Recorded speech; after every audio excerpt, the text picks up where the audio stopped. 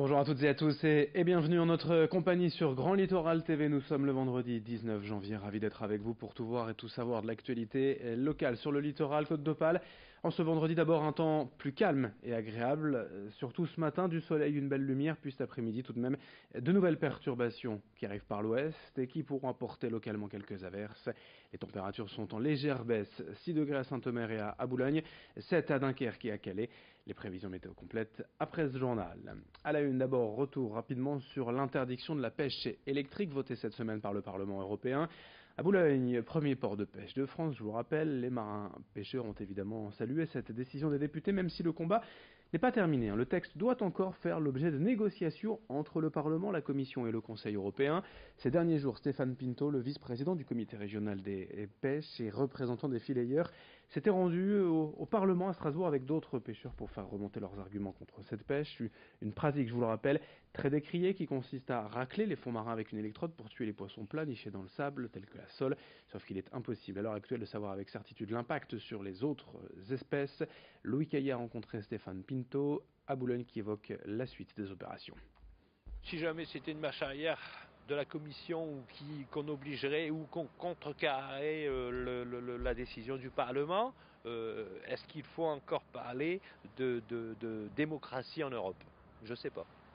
Je sais pas, il y a quand même un large écart entre le pour et le contre de cette technique de pêche, qui le prouve, plus de 400 voix pour l'arrêt total de la pêche électrique en Europe, et 200 et quelques voix pour le statu quo, ou la continuité, ou le développement en Europe. Donc voilà, si demain la Commission et le Conseil venaient à contrecarrer cette décision, qui a été prise au Parlement, je pense qu'il n'est plus question de parler, comme en France ou ailleurs, de démocratie.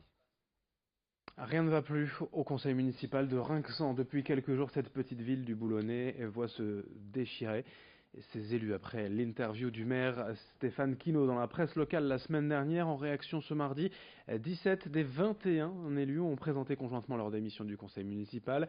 Une défection massive qui pourrait entraîner à terme de nouvelles élections. Louis Caillé revient donc pour nous sur les détails de cette affaire. Et c'est un véritable coup de tonnerre ici pour les quelques 3000 habitants de la commune de Rinxan. 17 des 21 conseillers municipaux ont adressé une lettre de démission à leur maire Stéphane Quinault mardi dernier.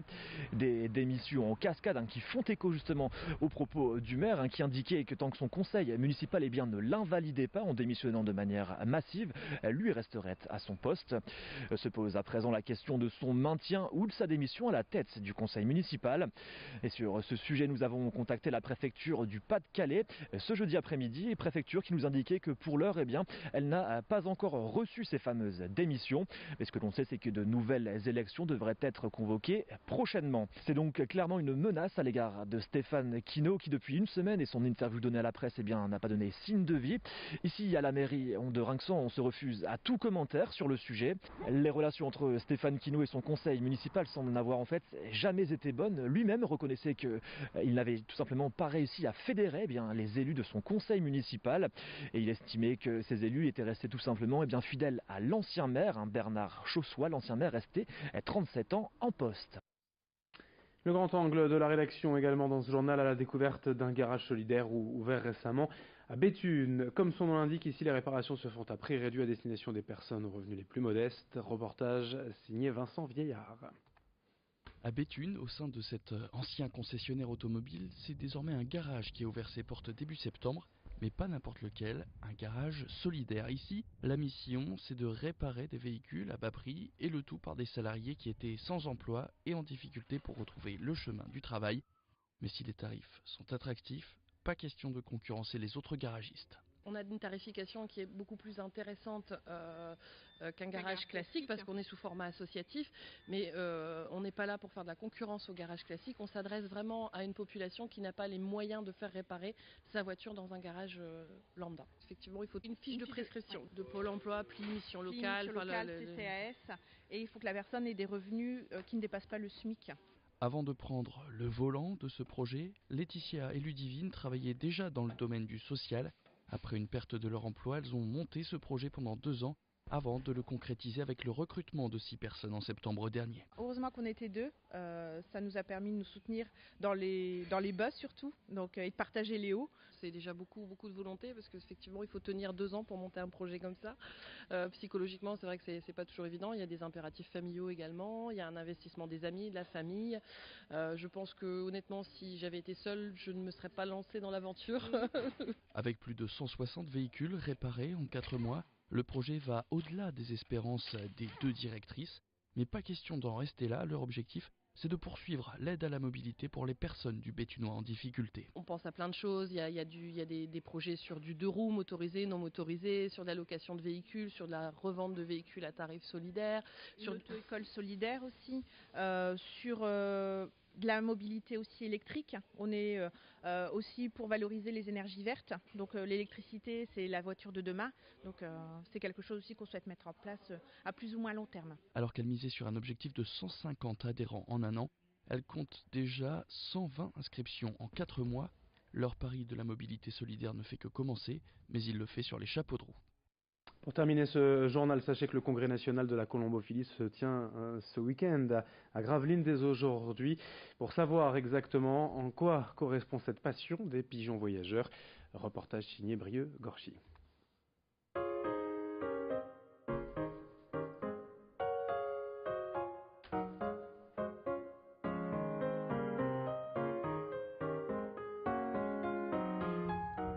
Plusieurs fois par jour, Marcel Leroy s'éclipse au fond du jardin.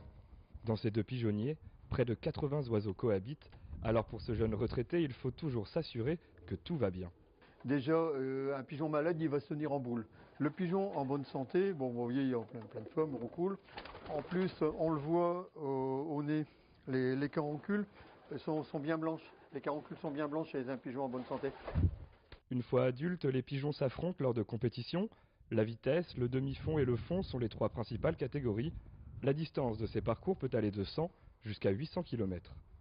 Moi, c'est plutôt au fond, entre 500 et 800. Mais après, des pigeons de fond, comme celle-ci, elle est capable de se classer aussi bien à 100 km qu'à 600, quoi. Si les pigeons sont lâchés par centaines depuis le même endroit, un arbitre officiel enregistre leur arrivée grâce à ce petit appareil. Au final, seul un quart des pigeons engagés sera inscrit au classement.